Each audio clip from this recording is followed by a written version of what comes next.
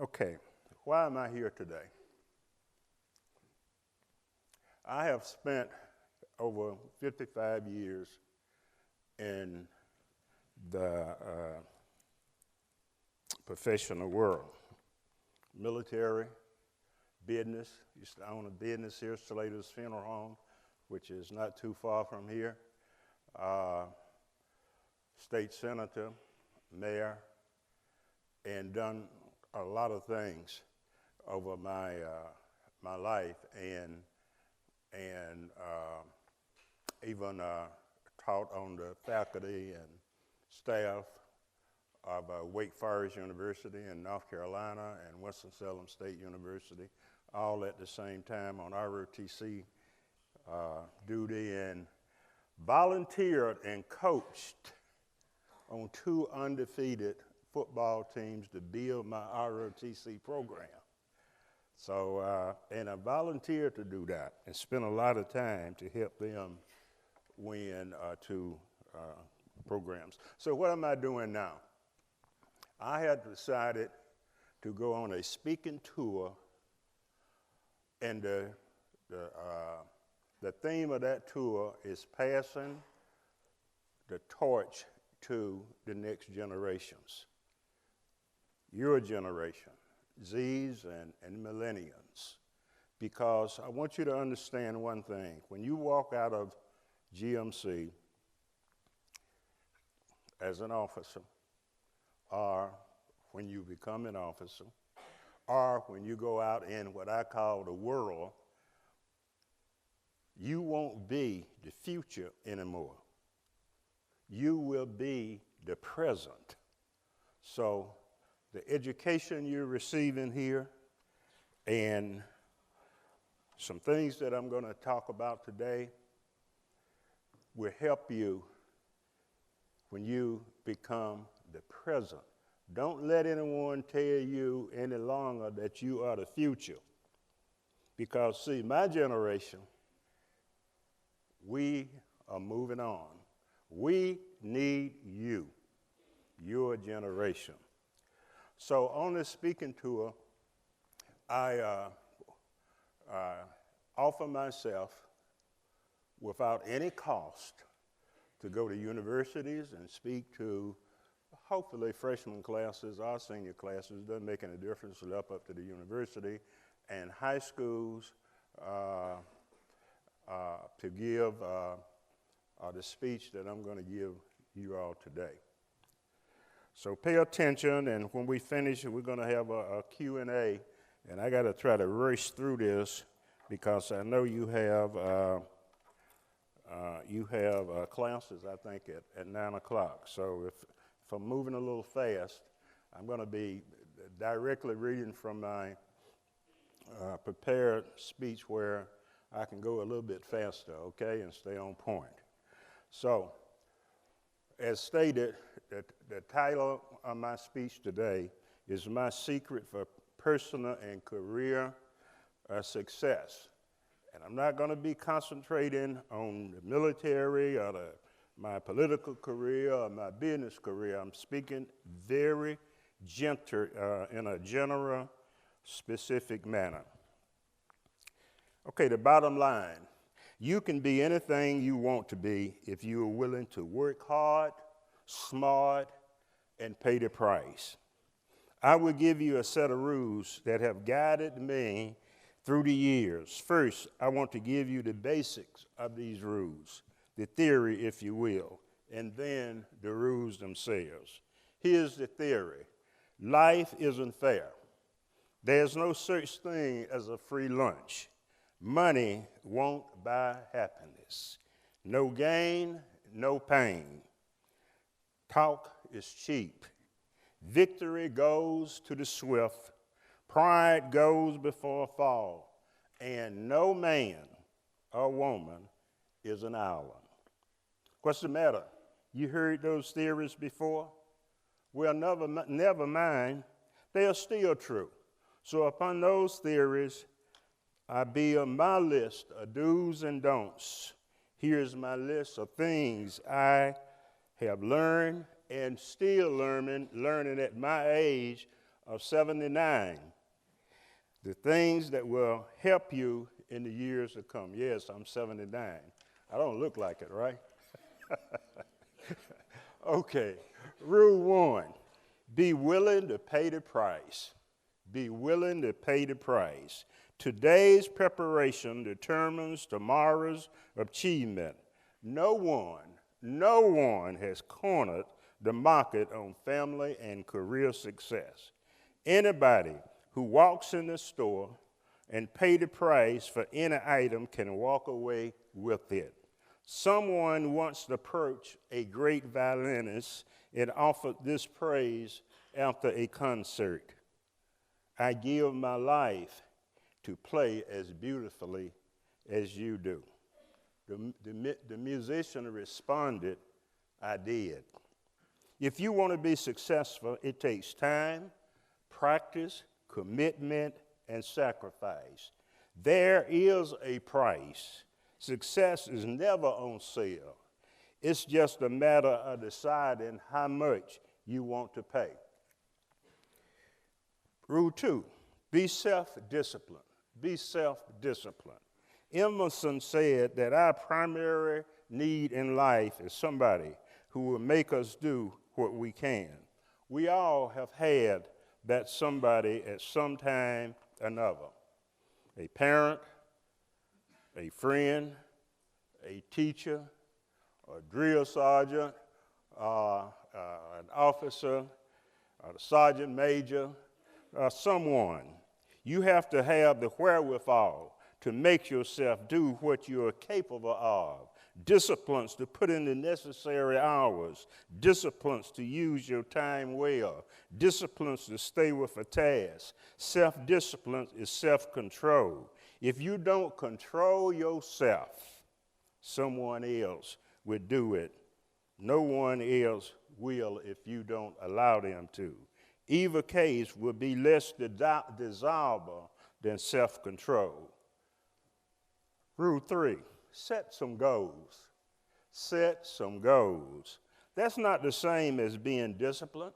Discipline is setting your alarm clock at 5 a.m. in the morning and making yourself get up when it goes off. Goal setting is knowing why you set the alarm clock at 5 a.m. in the first place. What did you plan to achieve? How did you plan to achieve it?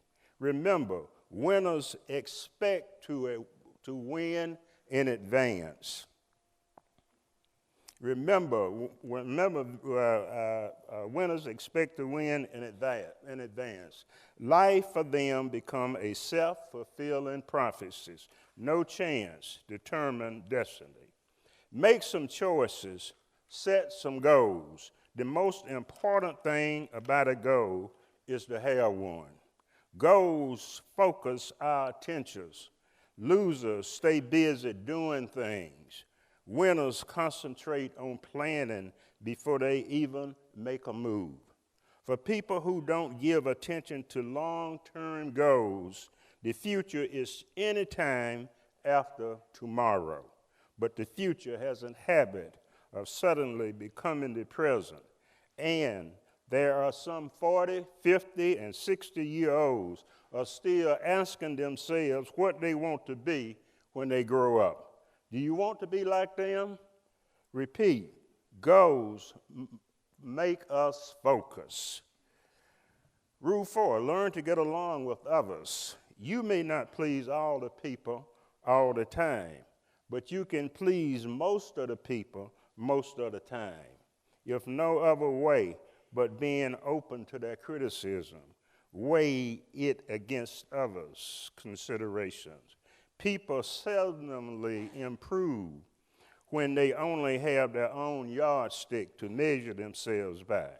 I can assure you that I made more improvement in my life and during my military, business, and political career as a result of others' criticism than their praise. Regardless of criticism, to get along with other people, you have to care about them gently. Live the golden rule. and you get the gold medal of love, the gold medal of satisfaction, the gold medal of peace of mind. Friends are some of God's best gifts to us. We don't have friends in our lives until we make room, until we learn to get outside ourselves and care about what happened in another person's life and in the community. Rule 5, be a dreamer. Be a dreamer. We often heard George Bernard Shaw's distinction of men, and he said, some men see things as they are and say, why? I dream things that never were and say, why not? We need your generation to say, why not? Dare to dream up some way to resolve the problems that are causing concerns here at Georgia Military College, in the communities that you came from, the state of Georgia and around the globe. I say keep your head in the clouds. Dream, dream, dream. Rule 6, take acceptable risk. Take acceptable risk. Don't be afraid to fail. Obstacles are those things you see when you take your eyes off of your goals. And believe me, if you ever get so cockeyed sure of something that you never see obstacles, you had better question whether the task is worth doing at all. The world is full of people who follow wherever the path leads, but we need your generation to strike out where there is no path and then leave a trail. Rule 7, stay informed. Stay informed. Just as Oliver Wendell Holmes said, man's mind once stretched by a new idea never regained its original dimensions. I hope that's true. As you progress in your life, that your mind will be stretched so that you will never be satisfied to stop learning about what's going on around you. Use the public library. Read newspapers and magazines. And I know you all know about Google and all of that. Go out and Google and find out what's going on in the world. Be ethical. Be ethical. Now this is extremely important in your future in the military. Okay? Be ethical. Know when to compromise and when to stick to your convictions. Americans are having to learn all over again that being ethical is what is best in the long run. Compromise may come in many forms, but right has been right and will always be right.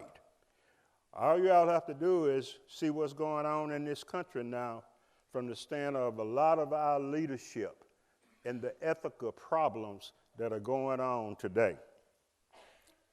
Now, Rule 9 is have some fun, and I'm going to kind of skip over that one where I can keep moving. But one thing you always want to do is have some fun in life. Don't get to the point where you don't find some time to enjoy life, because life is short, shorter than you think. Rule 10, define success in your own terms. Define success in your own terms. Someone has avidly observed many people spend their lives climbing the ladder of success, only to find when they get to the top that the ladder is leaning against the wrong building. As I said at the beginning, you have to select the way you measure success for yourself, the axiom you want to live by. Write it down, repeat it to yourself often. That's helped you translate success into specific decision points. Your personal definition of success. If you have a firm grip on it, It will make many seemingly difficult decisions much easier through the years. Rule 10, personal motivation. Some people seem to attract success, wealth, attainment, recognition, and personal satisfaction apparently with very little effort. Others reach the goal with great difficulty, while still others never seem to reach them at all. What is the difference? It can't be physical, and it's a proven fact that such ability is not inherited. Obviously, then the power, the capacity to achieve outstanding success must come from within people themselves. It's the same quality that you possess to a greater or lesser degree in yourself, and if you want to change your wishes into facts, your dreams into realities, your desire into solid achievements, the all-important answer is personal motivation. Personal motivation is exactly what those two words indicate: the ability to motivate yourself to accomplish. Personal motivation means the development of inner strength, conscious willpower, overwhelming desire, and the personal determination to reach any goal you want to achieve. It doesn't matter who you are or what your age may be. If you want to achieve personal sustained success, the motivation to drive you toward the goal must come from within.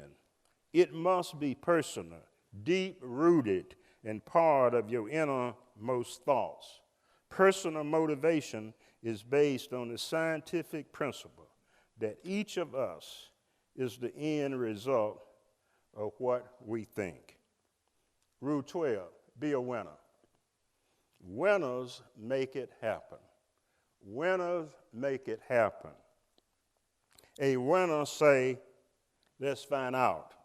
A loser says, nobody knows. A winner knows what to fight for and knows when to compromise. A loser compromises on what he shouldn't and fight for what isn't worthwhile.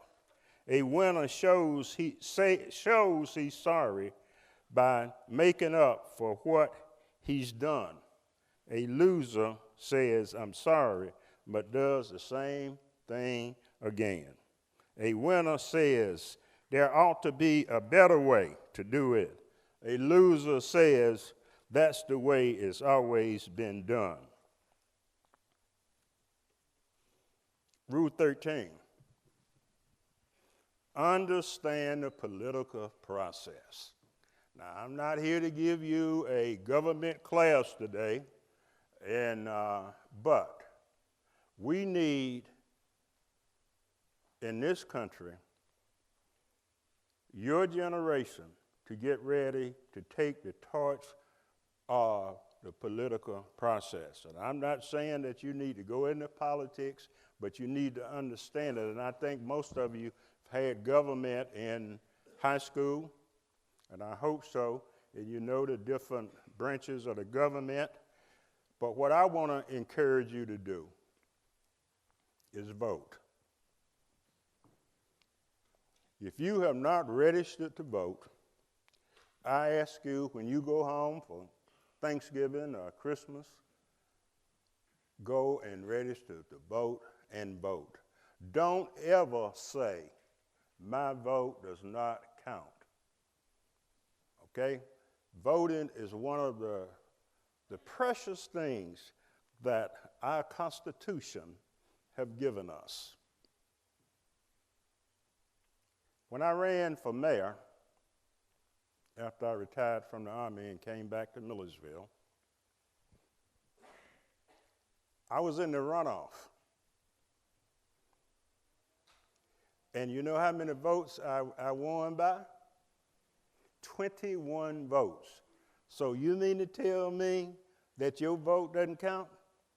The present mayor of Millersville, when she ran and won, she was in a runoff, and she won by 5 votes. Your vote counts. And your generation, Z's and millennials, you will make the difference in who's going to be our next president. Your generation, you young people. So I'm not telling you who to vote for, unless you want to catch me going out of the door. Vote, vote, vote. Okay. Rule 14, and I know I skipped 1 or 2, and this is the most important of all of the rules. They don't, and my rules didn't come in any particular order, but this one should have been, could have been first. Put God first. Put God first. Make God the center of your lives. Life begins and ends with God. He is the head of your lives. All that you have and hope to be begins with God. When you put God first, then the rest of your life will fall into place. Problems are easier to solve with God on your side. Look, young people. Like I say, I'm 79 years young. All right? I've gone through college. I've gone through the civil rights movement at Tuskegee. We can talk about some of those later if we have questions. I've gone to Vietnam. I flew helicopters in Vietnam. Okay, and the lifespan of a helicopter pilot was 19 minutes. And I made it back from Vietnam without any injuries other than I fell and cracked my wrist. And all of my time in politics and in business, God has been on my side. So make sure, please, always put God on your side. Now let me wrap this up by saying, keep things in perspective. We're going to have a little fun now. Let's keep things in perspective. We often can't see the forest for the trees. This is a letter from a young college woman to her parents, and it will illustrate this point. Dear Mother and Dad, it's been 3 months since I left for college. I've been remiss in writing, and I am very sorry for the thoughtlessness in not having written before. I will bring you up to date now. But before you read on, please sit down. You are not to read any further unless you are sitting down, okay? Well then, I am getting along pretty well now. The skull fracture and the concussion I got when I jumped out of the dormitory window, of my dormitory when it caught fire shortly after my arrival are pretty well healed now. I only spent 2 weeks in the hospital, and now I can see almost normally and only get those headaches once a day.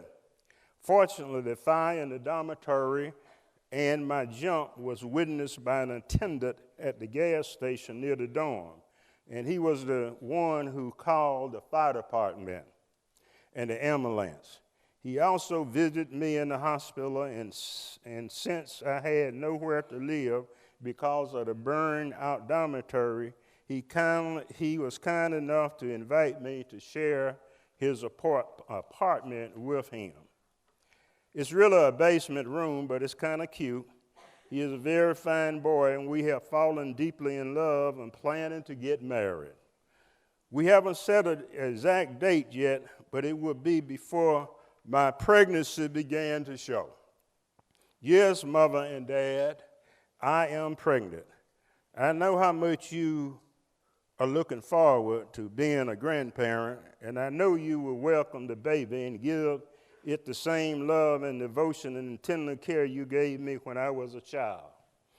The reason for the delay is in our marriage is that my boyfriend has some minor infection which prevent us from passing our premarital blood test, and I carefully caught it from him.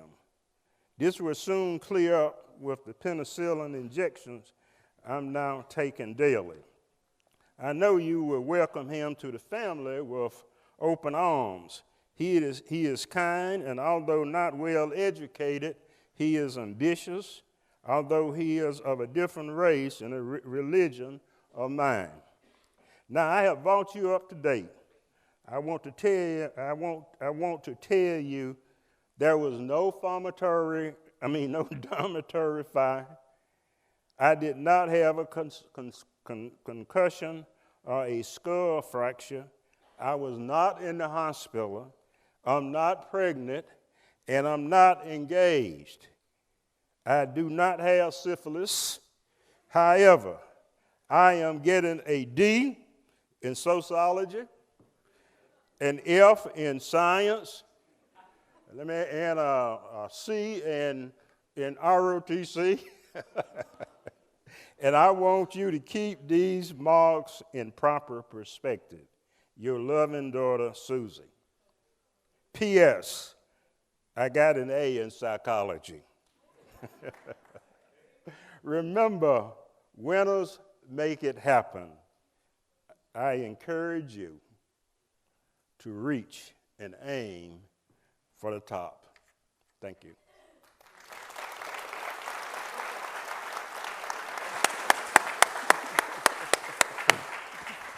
Now, before we go into this session, I want to present to you my autobiography to put in the library here. Absolutely. At the university. And I have another book, Life, 4/4 plus Overtime.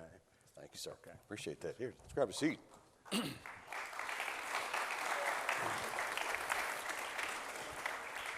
So you just experienced 55 plus years of leadership condensed down into a brief conversation. A lot for us to take in this. So we're going to give you an opportunity to ask some questions. But before we do, sir, I want to throw one at you. That very first point you talked about, being willing to pay the price. There's a lot of depth in that small, simple phrase. If you would just share with this group, looking at your varied career, how did that directly impact your willingness to step up and serve your country, to serve your community, to enter public office? What was your willingness to pay the price? Well, I grew up here in Millersville. Okay, I grew up in a segregated society. I lived about maybe a mile or 2 miles from here, and I couldn't go to Georgia Military College, not Georgia College, not Georgia College or any of those universities. I always wanted to go when I was very young during the Korean War, and seeing the young people coming back in their uniforms, I decided I wanted to go in the military. So, and then I wanted to go off to a college that had ROTC, and the major I wanted in construction. So that's why I ended up at Tuskegee. And going to Tuskegee, I also got involved in the civil rights movement and in the ROTC program, and didn't want to get arrested or anything where I could not go in as an officer. And so from a child, I always wanted to serve my country in the military. And after being in the military for 23 years, when I decided to retire and come back to Millersville, and the reason I did that is because of family health problems and to our local business. But before I decided to retire from the military, see, I said I never want to come back to Millersville when I left.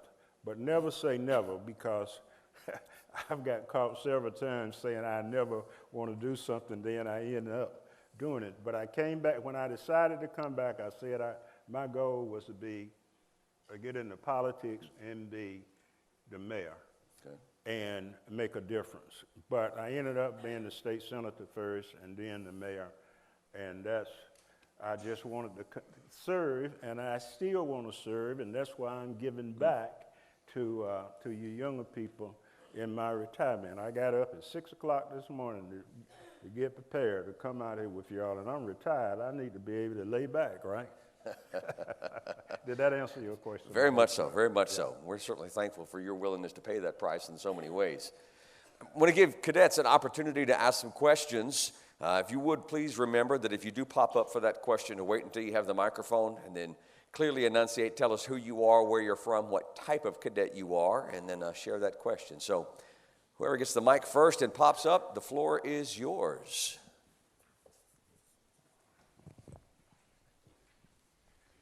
Good morning, sir. My name is Josiah Mazloum. I'm from Miami, Florida, and I'm a West Point scholar here. My question to you was, you spoke about redefining success on your terms, and I was curious how you define success for yourself and whether that changes based on your goals and what you're trying to achieve, or how that's changed over time, or whether it stayed the same. Thank you. Thank you for the question. Well, I define my success for myself is all the way along my life, professional. Well, as I stated early on, when I was here in high school and so forth, I wanted to go in the military. So that was a goal. And to make that goal happen, I had to go through the process to become an officer. And then set goals along the way and understanding the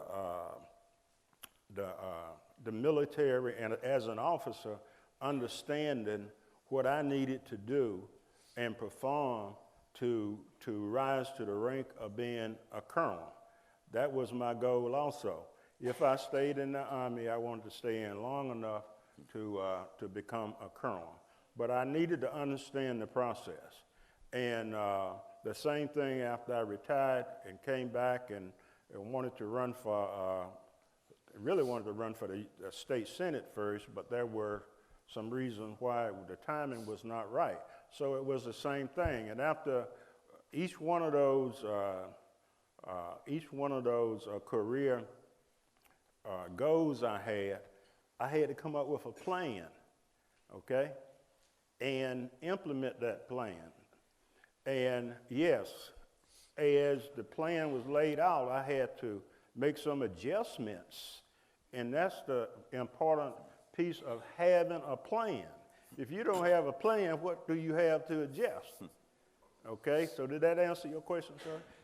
Yes, sir. Thank you very much. Okay, now will you step down here? I want to give you a copy of my autobiography, which is signed.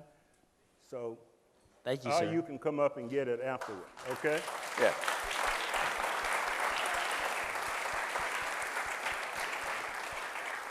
Okay, you can get the next one. I guess he's going to roll on up here. Come on up, sir. Okay, what is the next question? We don't have a lot of time. I have all day, but you all don't. Okay. I hope you enjoy that book. This is my autobiography, and it covers my career, my professional career up through, I think, 2009. Okay, thank you.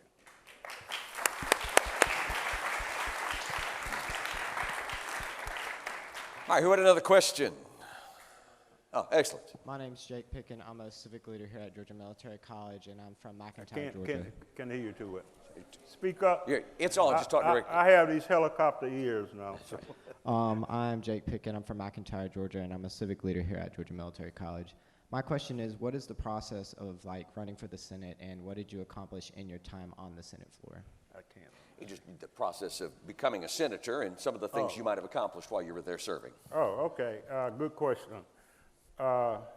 With the process of becoming a state senator, you have to, the district that you live in, there are, and I forgot now, I think it's 59 senators in the Georgia legislature. And the district I ran in was the 25th district. At that time, it was 10 counties. And I hadn't been back in Millersville but 3 years when I decided to run. It's a majority white district at that time. So obviously I had to put together my plan again and go through that. And then I had to win the primary. There were three of us in the primary, and there was a runoff, and I defeated the incumbent. And when I went into legislature, I went in the Senate. I only served 2 terms because after that I ran for lieutenant governor. But anyway, there was a number of pieces of legislation I passed dealing with education, dealing with some local type legislation. I also served as the chairman of a committee. So I was in the I left the legislature in '98. So you see, that's a long time ago. I can't remember all the pieces of legislation I passed, but it was a number of pieces. Okay.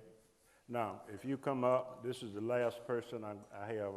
I'm going to give him a book. Now, the reason I want to give these books out, I wanted to see who really wanted to ask a question.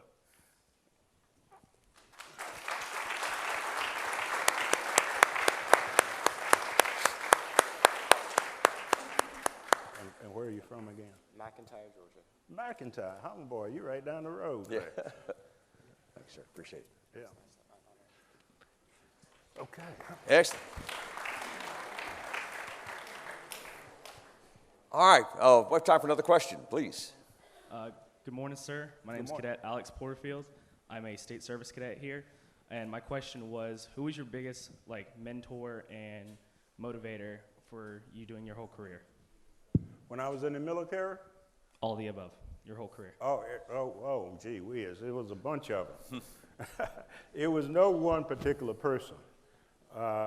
Growing up, it was my father and some of my teachers and so forth.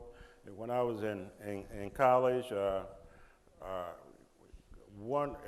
had basically 2 mentors. One of them was the dean of students, who I ended up working with and working on a number of programs when he came in, and my math teacher, who flunked me to my first math course, and he became a mentor and a friend, and those kind of things happened. And then in the military, it was a couple of general officers who I knew before they became general officers. We served together, and I worked for one of them, and the other one I didn't, but we became very, very close friends. In business and coming back here, once again, it was my father, because the funeral home we owned, when I went off to college, he was not in that business, and I had to go back to school to get all of my qualifications to become a funeral director. And from the standpoint of politics, there was a gentleman here, his name was Cover Kidd. He was a state senator and been in politics for a number of years. And the last time he ran, he was defeated. And so he supported me, I put it that way. I won't go into any more details. So he was basically my support person for politics. So, over the years, I had a number of mentors and people that supported me to reach to the height I did. And let me say this, if you're riding down the highway or road or whatever, and you see a turtle sitting on a fence post, what does that tell you? That turtle didn't get there by himself or herself, right? So somebody had to help that turtle get there. And when you go into your profession, whether it's the military or whatever, remember that you can't do it by yourself. You can't do it by yourself. Life does not work that way. That's a great observation. We'll close with that, with this simple thought just to share with each of you. leaders understand that you can learn from anybody. And that can be a peer, that can be someone younger than you, that can be people in leadership around you, that can be educators, that can be people you run into in the community. But there's a willingness on the part of leaders to learn from life experiences and from those who have shared some things. I'll tell you what, and I feel safe speaking even for our commandant's team, we learn from you. That even your life experiences are able to teach us things. How you approach things helps us to have a better understanding for things as well. Because he's right. We have to do this together. You cannot do this by yourself. And this has been a wonderful opportunity for that. And, sir, we are grateful for your life experiences and your willingness to share with this generation of leaders. We say here all the time that we have a legacy of leadership, talking about the past, the present, and the future. You are certainly part of that, as this generation is as well, and we look forward to continuing to grow together.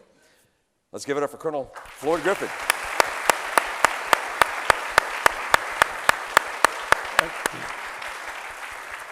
And if you all see me around the community, and I'm up on campus for a number of different activities, don't hesitate to stop me, okay? I'm not going to bite you, so just don't hesitate to stop me. Sir, on behalf of the 145th Corps Cadets, we want to give you the Commandant's tone. Oh, okay. And Well, I can wear this, huh? There you go.